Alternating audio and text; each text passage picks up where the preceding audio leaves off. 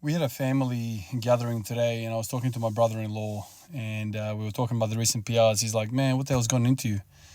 Real change recently."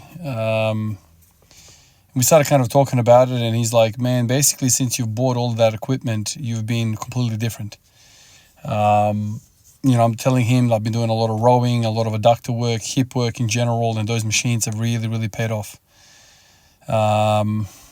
I'm thinking to myself, like, all of these years of training, so much effort put into it. But when you continuously have this one big problem, a fire that keeps igniting and you can't move forward because the hip pain is really bothering you.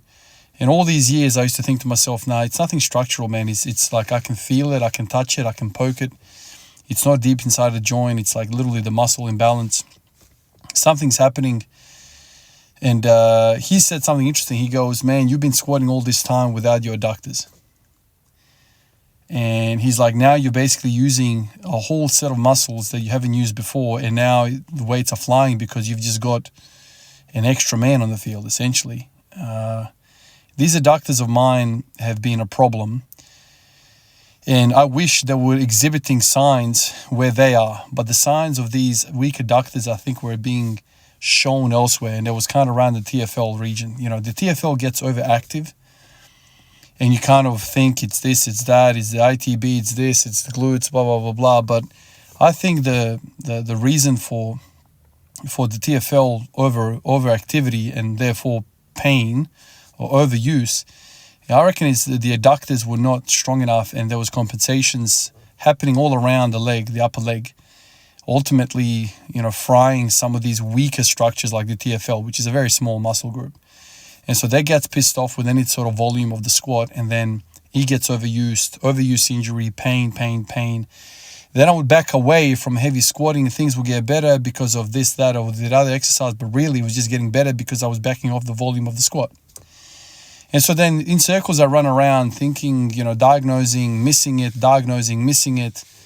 And eventually I ended up on something that made sense, which was a simple act of addressing the adductors. And it was Louie Simmons that first planted this idea in me that going wide in your stance is very beneficial for your narrow stance. That kind of really ignited my mind. Ultimately, I love squatting narrow. That's where my strength is. But I was so terribly weak in the wide. So then I go into this journey of exploring the wide, and I get embarrassed. A lot of guys on the internet are telling me, "Ivan, you'll be squatting 250 in no time with the wide." But I start squatting wide, and I'm terrible at it. And I'm scratching my head, like thinking, what the hell is going on here? How is my narrow stronger than my wide? And so that, opened a whole lot of doors in my mind about thinking about this, the other. Very, very difficult. I have a great period of deadlifting last year with just, a short period really of doing wide stance squats. Very, very light stance squats in comparison to what I'm capable of in a narrow. And then, then I again injured an adductor this time, not a TFL. And then the first part of this year, I'm dealing with this, and I'm thinking, what the hell is going on? And it all kind of eventuated in me, actually my missus saying, "Hey, there's a gym that I used to go to closing down. It's worth a look at some of this equipment." I go over there and I see the adductor machine. I'm like, oh man, no one's going to want this. I'm sure of it. Everyone's going to want the bench press and all the fancy, push chest machine, fly machine, all that stuff. I ended up getting this machine for very, very cheap. They retail for 10 times what I got it for, So I get it and I start spamming it. And the more I'm spamming it, the more I'm like, it's like orgasmic. I'm sorry to use this term for freaking this train of thought. But like when I got into that adductor machine, I started squeezing. It was literally hitting the nail on the head and just like instantly putting out the fire at the source of it. It felt freaking amazing. And I was doing lives at that time, and I was doing like 2.5 freaking hour lives. And a lot of the boys were like, "Man, what is this like?" The guys just simply sitting in that machine the whole time. I was doing it all the time, before sleep, after sleep. I was just doing it 3 times a day. And the more I did it, the better it felt. And the better it felt, the better the wide stance squat felt, because there's no pain in the adductor. And so one fed off the other, and then eventually I got to a point where I was like so comfortable and so strong that the narrow started feeling really healthy. And so it's like it started off from this purely, side quest of me thinking I need to do the wide stance because Louie Simmons said the wide stance is good. And then I discover, oh my God, the wide stance is terrible for me. Or maybe that's the cause of the pain. La la la la la la la la la la la. Here I am setting PRs in the narrow simply because Louie said, you got to be strong in the wide. I don't care if you're doing narrow, you got to be strong in the wide. And that kind of exposed something that was glaring. Even after months of training the wide stance squat, I was still terrible.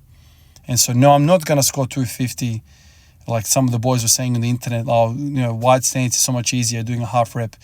I have definitely very, very glaring weaknesses in my adductors, in my hips, which got exposed, and I'm addressing them. And the more I address them, the more the weights in the narrow are flying, and the more I feel stronger in those areas where the hip pain was being caused.